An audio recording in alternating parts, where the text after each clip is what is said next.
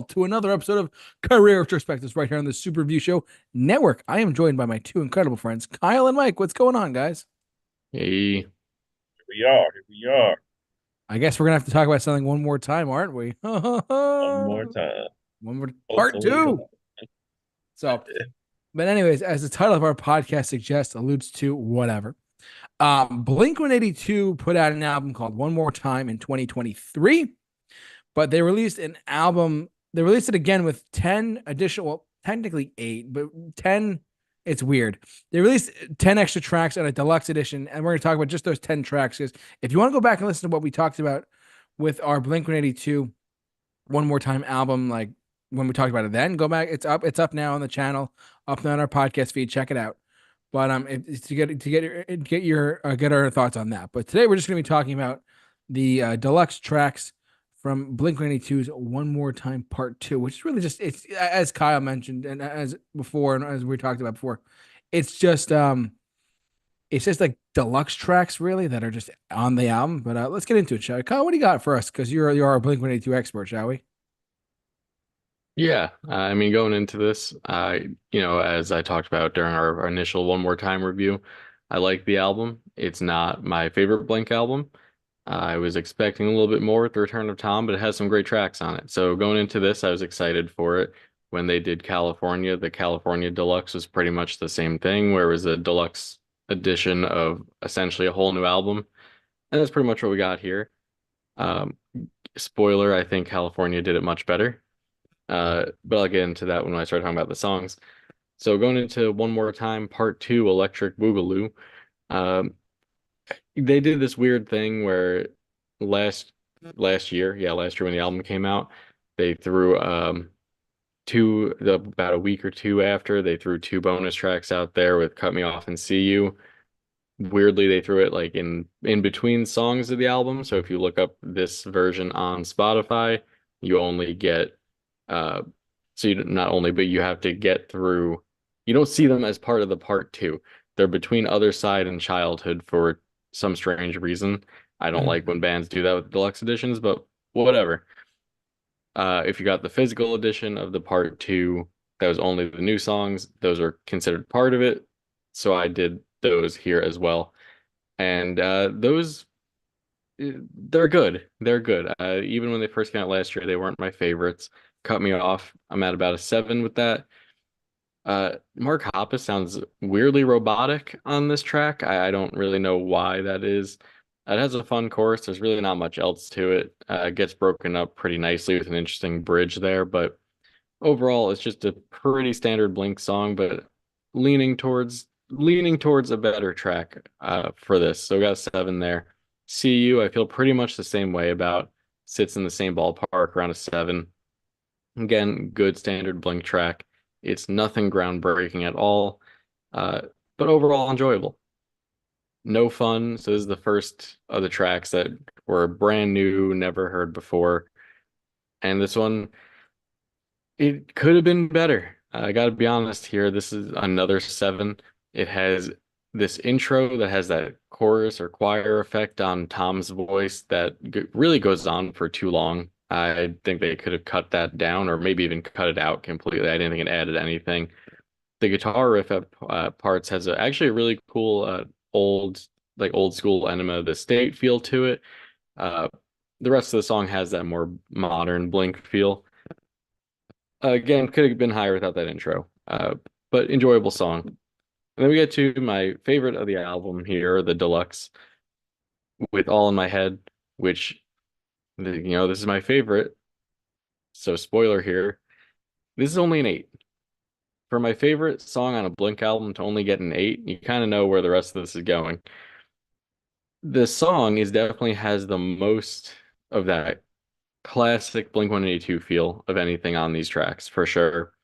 Uh, but the lyrics on here, some of these lyrics are so strange and just weirdly placed in that don't make sense. Like the line "Cum stains on the couch" or "Watch some porn and sing." It, they just don't fit with the rest of the song, really. They're It just feels like they're trying to shoehorn something in to give it that "how look Blink-182 dick joke" feel. And it would have been better without it, gotta be honest. But the chorus on this one's really solid. The pre-chorus that was really the shining star of this track. Fantastic. But then we go into Can't Go Back, which is an immediate step down. Pretty handedly a large step down. It has a nice melody, but this is such a forgettable song that I had to listen to this about 10 times to remember any of it. And this one I actually saw live on this past tour that they did before it was released. They were playing this all tour. I hate when bands do that. I think it's annoying when you play an unreleased track live for a whole tour and no one knows it. But whatever. It's so boring. It's so forgettable. It's just a five. It's there. There's nothing overtly like horrendous about it. But I don't know why this seems to be like their favorite of here. Just judging by the fact that none of these other ones have been played live. Uh, every other weekend, it's a little bit better. It's nothing groundbreaking. It's a standard like heartbreak pop punk song. It's okay. It's not great. It's a six. Again, it's not bad, but at least it's not boring like the last one. Then we get to Everyone Everywhere, which is, oh, okay, this was bad. This is actually actively a bad song. This weird, again, with this weird robotic sound on Mark Hoppus's voice. This time is like heavily like vocoded. He sounds like a robot really bad.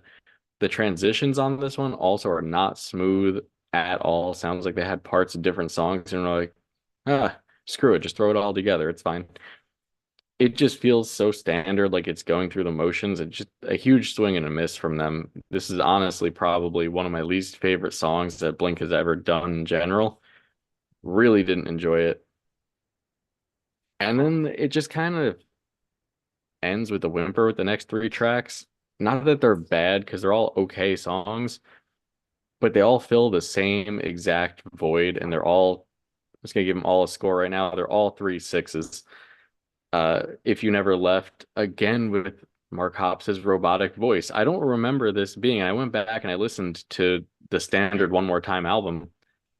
His voice didn't have this robotic quality to it throughout that album. So I don't know what was going on with these tracks, if it was something they were trying out on these or what. Uh, it just doesn't work though.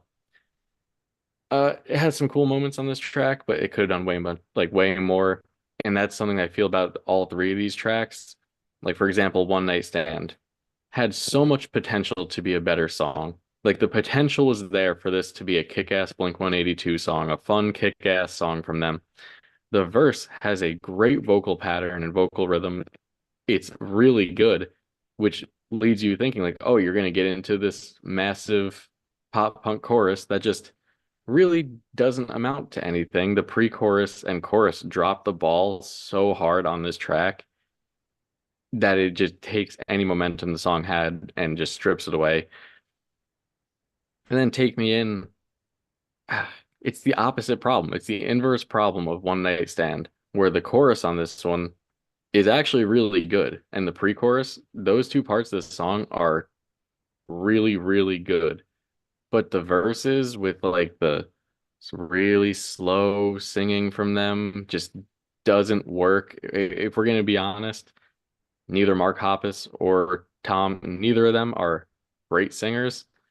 They get the job done, they're effective at what they do. But at times like this, when they try to actively sing, it doesn't always go over well. And in the verses here, it really didn't. But all these songs at the end here have parts that could have been good. So definitely this album feels like the deluxe tracks here feel like leftovers from the album that weren't good enough to make the album. If that's the case or not, I don't know. I guess only the band would know that. Uh, all the songs on here, though, even though it's mostly those last three, but I would say all the songs on here felt like they were missing something. And even at times, I couldn't pinpoint exactly what, but all of them felt like they were missing some aspect to push them over the edge to go from a just okay song to a great song. were to go from a bad song to a decent song. And really, this is one of my least favorite projects that Blink-182 has done, and that's really unfortunate because I really enjoyed the standard version of this album. So I mean, for me, it's not terrible. It's a okay thing. Most of these I wouldn't skip if they came on shuffle while I was driving, listening to the band on whatever on Spotify. It comes out to a 6 for me, which very different than the score I gave the original album on this. So could have been better. Curious to see what you guys thought. I'm gonna go next. Excuse me. I just want to um, I'm not. Normally, if you listen to us and you watch us for any period of time, Kyle and I are kind of like when it comes to like pop punk and most of punk rock to begin with, we typically are in like a similar vein. And I'm not just saying that because we like the same bands or whatever, or the same styles of punk rock or rock music in general. But I'm with you on this, my friend, but not to the same praise as high as you. I going into because look, I saw Blink-182 live in 2023. They were a hell of a fun time show, and I, it's funny. They were when the album came out. I forget exactly what I gave, but I think I gave it like a 7.5 or possibly an 8 out of 10. I don't remember exactly what I gave it offhand, but I know for a fact that I liked the album one more time. The very fact that they said, "Oh, in 2024, we're going to release a part two. We're going to do a part two of this." Well, I hate to sing on a knock on the dead doornail, but like Kyle's not wrong. I mean, these really do feel like just leftover tracks that are just were meant to be not heard, I guess. Or I when I saw them, I don't think they played "Can't Go Back." That was at the Barclays Center date, but I'm not sure offhand. That was in May of 23. So It um was only on the second leg of the tour. oh, okay, thank you. But for me, it's funny. Like I hate saying this.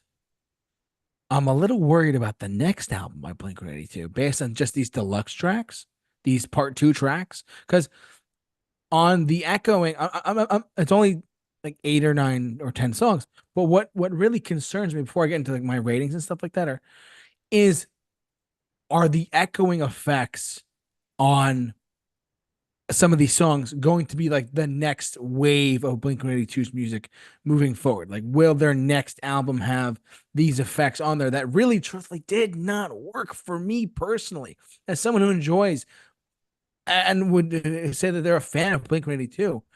Like the echoing effects, as kind of mentioned, like some of the vocal treatments and like how, like just some of the really cringy, childish lyrics.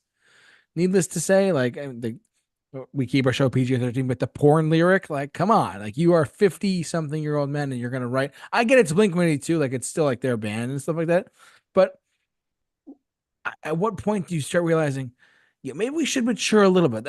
On the standard edition, there was some mature stuff on there, like the title track "One More Time" and a couple of Edging felt like pretty much like that to me. At least just a good Blink track. I don't think it's so much the immature lyrics. I think that it's you got to know when to use them. Like they do a bunch of things, like in California when they did "Built This Pool" Oh and yeah, "Can't Get You More Pregnant." Those worked because they were good yeah, and like they made sense. It wasn't like beating something to death, and it wasn't like here's a song that's kind of serious, but here's a line about porn. Like I think yeah. it's just when you go to Blink, you're should be expecting something immature somewhere, but not a good use. I couldn't agree more, my friend. So, anyways, I'm just getting to my track listing for a second. So, I mean, but for like the bonus tracks here for the part two tracks, no fun, like a 6, could go up to 6.5 possibly. It's nothing too crazy, nothing too special. I mean, I think I'm gonna beat a dead horse here for a second, but like all in my head, it's very good. I like it. It's a step up. It's about a 7, could be a 7.5 on any given day if I put it on shuffle. But again, once Can't Go Back and every other, just the rest of these tracks are just like they got me worried as a fan of Blink-182, like with the vocal, like the production on the songs themselves got me worried. That like, when I heard the echoing effect, I was like, what are they doing? I literally said out loud, what are they doing? Like it wasn't Can't Go Back. It was Every Other Weekend, Everyone, Everywhere. These are all sixes, by the way. Six, can't go back. Every other weekend's a six. Everyone ever is a six as well. And then if you never left, one night stand and take me in are, excuse me, all fives out of 10 for me personally. They're a little bit lower than my amigo here. So I just, what concerns me is that I know that they did California with a different, it wasn't the original lineup. It was Matt Skiba, that was his name. Yep. Yeah. And California is a fantastic record. I love that album to death. But now, and now we have the original lineup, backup Blink-182. What also concerns me too, that as I just mentioned, what concerns me about Blink-182 moving forward is that if you notice, everyone everywhere, if you're listening to us, you won't be able to see this, but it's written by Mark, Tom, and Travis. Like only the three guys. Some of the songs on the regular standard edition have like another extra writer here or another producer here. For the most part, but for the most part, it's just Blink-182. But what concerns me is that when I heard that vocal effect, as you mentioned, like it just really concerned me that will the next Blink-182 album have more of these types of effects, almost like a nine, like kind of like feel like the catchy chorus and the weird altering effects to it and stuff like that. I hope not. I hope when we get the next Blink album in 2025 or 2026, whenever that may be, that they do more of that, like all the small things or first date or even stuff off the regular standard edition of California or even one more time. But this got me really worried as someone who considers himself a fan of them. Hearing those effects really just got to me. But I mean, I don't want to spend too much time on that. But yeah, pretty much for the part two, like the deluxe tracks. I mean, I'm saying about like a five. It's just a straight up five out of 10. It's nothing. It's alerting to me as someone who knows them and saw them live and stuff like that. To hear these types of effects and stuff like that, it's just a little like, you might want to just stick to like certain producers and certain effects as a band. You know what I mean? I don't know. That's just me being precautious and me being me. But we'll see. We'll see how it goes. But this got me. I'm kind of glad they got left off the initial the standard edition, because I feel like our ratings would have been dropped a lot more if they had put out like this whole album with all these other tracks on there too. I feel like our ratings would have been like even lower or possibly like higher, or depending where we are at initially with One More Time the first time around. But I don't know. I just think that it's very, I don't know. It's a little concerning to hear those types of echoing effects. That really threw me off personally. That's just me. Like I said, it's about a 5 out of 10 for me personally for Blink-182's One More Time Part Two. I know Mike is like the biggest Blink-182 fan. He has seen them live at least 30 to 40 times. Well, considering we didn't like it that much, I can only assume that Mike loved it in a weird twist here. Yeah, Yeah, plot like twist. I'll be the one to just break the That'd be the you know guy. the mold here and say it was the best thing I ever heard. Um, yeah, so I mean, obviously, you all know how I feel about this band, and just I'm not a big like comedic pop punk, fun, as Kyle would say, fun type of kind of just immature, at their age, immature, even back in the day, of course, but like, um, yeah, so like, you had your part one, and then you move on to your part two, and it leaves you feeling, is this just um a cash grab? Is this just some kind of like way to, as part of our new the way music is being released today, where they need people to keep generating interest and clicks and whatever. So releasing the different parts of an album has kind of become a normal thing more than it's ever been. Of course, it's always been something, but more than ever is it something that breaking it up in a different release can continue to help generate interest. And yeah, like never have I really felt like I actually missed part one with this album. Like I didn't think I could actually feel that way. I actually went back and went, am I just crazy, or did like I hated part one, but like, do I miss it? And like I went back and actually listened to it. I'm like, it's just generally better than this. Like which is crazy because I didn't like the first part, but it's just like, at least it's not just a snore fest, boring, kind of just like barely directional, barely um like taking the reins in the direction of like which way they want to go. Like, it felt truly like this was the cutting room floor that we were sitting on, listening to the ideas that went nowhere. And few times does this album actually brush against catchy or even come close to like a developed musical sentence. Like it really struggles to like generate any of that kind of stuff. Leans heavy on the, like those nostalgic lyrics that we talked about. Those ridiculous lyrics like JT was talking about, and like, to Kyle's like point, yeah, like there is like a colorful use of like those ridiculous lyrics and those um different moments that they have on this album, but they definitely are not they are not the exclamation point on the sentence, more so just feel sprinkled in, like Kyle said, just without any kind of rhyme or reason, out of the mouth of 50 something bassist and close behind him and his other bandmates. And I just honestly feel like this could have been left out completely. It really rare, like only a couple moments does it resemble a Blink 182 feeling and sound. And actually, if you never left and the opening track were the only two tracks that I felt uh like we're able to achieve some of that. Other than that, the majority of this is very little like in the area of like guitar and musicality, like drums. The drums are nice. They do some interesting little patterns, but the musical development really hit low here. So let's go straight up into it. No fun. It was just a 5 out of 10. Pretty standard pop punk. Like no fun anymore. The chorus just it seems basic and uninteresting. It kind of just repeats and it just doesn't go anywhere. It doesn't do anything. And I just can't stand these lyrics either. Like, oh, the rich girl party. We're not like we get it, guys. Like you're all living on that like the past and it's just overall it is just it's just not a great song. It's just that I'm ever really kind of head into that area. So yeah, so 5 out of 10 for me. And then man, I struggled to like even give some of these tracks like a rating that I felt like was even fair. All in my head was just a 2 out of 10. This is just a boring song.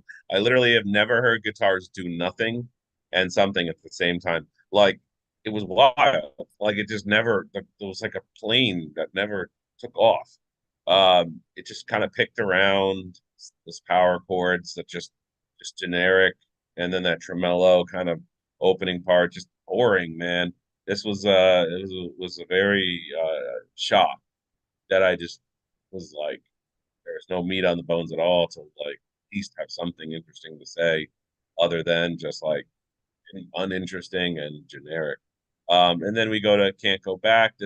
I like that opening drum beat. It's got some interesting things going on there. But other than that, once again, this is pretty much a showcase of like vocal direction, and the vocals are weird, like Kyle was saying. I felt like, uh, you know, they're just at times, they're just, I've never been a fan of their vocals from the get go, but these are even more patched up and just kind of not willing to do the heavy lifting that they need to in order to keep this thing afloat.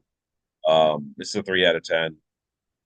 Then we go to Every Other Weekend. This I feel like lyrically, conceptually, this is such a rip off of The Cure's Friday I'm in Love, because it like it literally it was wild. Like so many moments of it feel like that song. Even like the way it kind of ticks down with naming all the days off, and like I was just like, oh, these guys are listening to The Cure, and then I see down here, Fell in Love contains something of The Cure. I think these guys were just listening to The Cure while they were making this album, and a much better album, be honest with you. But like, yeah, this was just, you know, overall, it kind of reminded me of Machine Gun Kelly with the like cadence and the sound that he borrows from, but it just really fell flat on its face musically. And a lot of these tracks feel like they're musically just not super like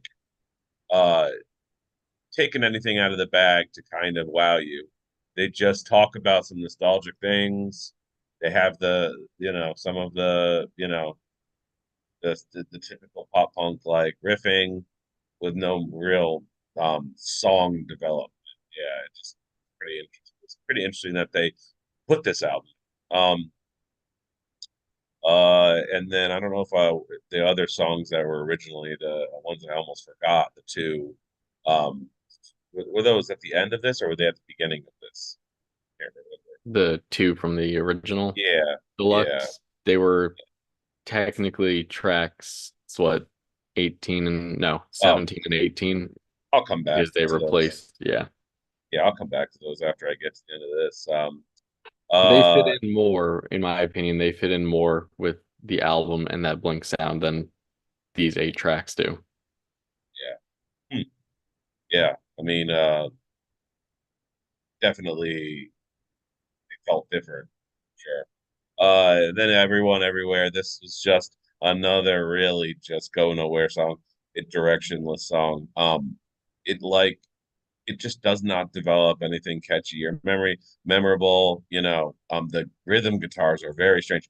Like a lot of that kind of stuff on here I did not expect to hear. And the break it up, tear it up, very this and that part. It just kind of repeats and it's uninventive. 2 out of 10. So, and then my favorite track on the entire thing, which was "If You Never Left." It's the first chorus I actually really like on this album, and like unfortunately though, that track, other than that, doesn't do much to shine. It's just priorities are the vocals throughout this whole part, and it just really doesn't change up much. I do like that little drum change in this, which was kind of cool. Like Rain took note that they're willing to do things like that during a song, but like I was just kind of like, like I wonder why they didn't do more of this on this album. So 6 out of 10 for that one. One Night Stand. It's just sound. It begins to really sound similar to the whole album over and over again as you listen on. Just the vocal cadence. I hate that in this song where it sounds like they're doing like it's just like da da da da da da. Da, da, da, da, da, da. It just repeats again and again. I hate when music feels so like elementary in its creation. Like it doesn't feel like an adult made it, but someone who made it for kids to catch in their brain. Like, got to make this simple, folks. They ain't gonna be able to pick up on much. It felt like one of those moments. So, yeah, 4 out of 10 for me on there. Take Me In. And the only really part I like about this is the drumming. Really can't stand the vocals here. The melodic direction of any of the guitars. Songwriter, 4 out of 10. Cut Me Off. This was a pretty just standard, nothing rinse, wash, repeat. 5 out of 10 kind of pop punk song.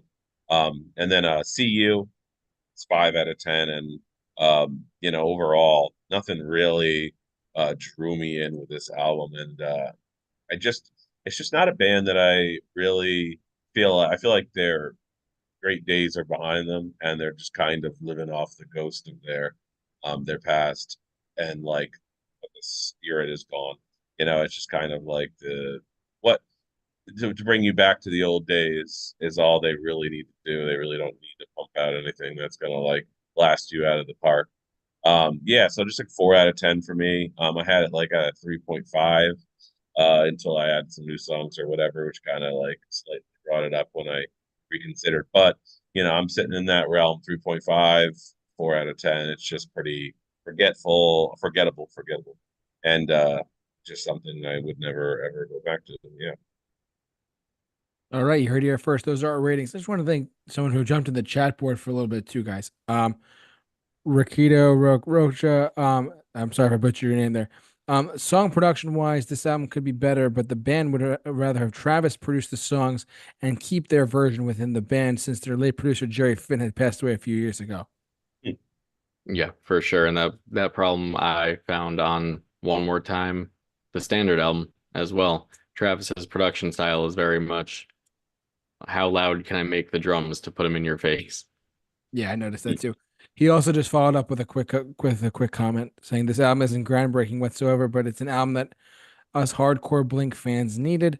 Some songs are reminiscent of classic Blink mixed with new influences like new wave. Do you agree with that or no? Yeah, Yeah, actually did great. the standard version, I thought so. Not so much the deluxe. Yeah. Yeah, He's that just, opening song, and I think maybe this song after it had a little 80s kind of, Mhm. I wouldn't say they got 80s flair to some of the riffing and like the guitar came off the bat, and yeah. I could see where they're, like I said, it's definitely got some Cure kind of feel to it at times. And yeah, it wasn't my cup of tea, but it's just not. I Pop punk stuff never has been, so it's Yeah. But yeah, thank you for doing a live comment there. We appreciate you doing that. As I've said to you guys out there many times, to you, the listener, we do the show live on YouTube on Monday nights in the EST, Eastern Standard Time, around 5:45 or 6 o'clock in the evening. If you ever want to tune in to us live, please do. Thanks so much for tuning in, and thanks for those comments, by the way, Ricardo. Thank you. Anything else, guys? Are we good? All should be good. it.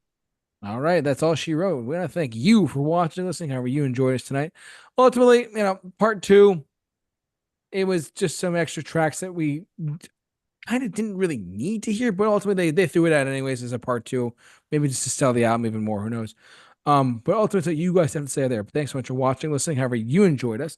Kyle, Q&A podcast is back or no? Not yet. Oh, Almost. okay, it's almost time for that. Um, yeah, and thank you for appreciate you guys reading found your stream by accident and I'm enjoying it. Thank you. Ricardo, we do the show every Monday night EST. So we'll be back next week with Mike's pick for it because his birthday's tomorrow, October 1st. Mike's pick is next week, so we're gonna just we'll talk about that later. But yeah, we'll be back next week on Monday. So if you want to tune in for that, please do. Thanks so much for tuning in. But yeah, but thank you for watching this. However you enjoyed this tonight. For all of us here at the Super Review Show, stay safe, take care, and be awesome.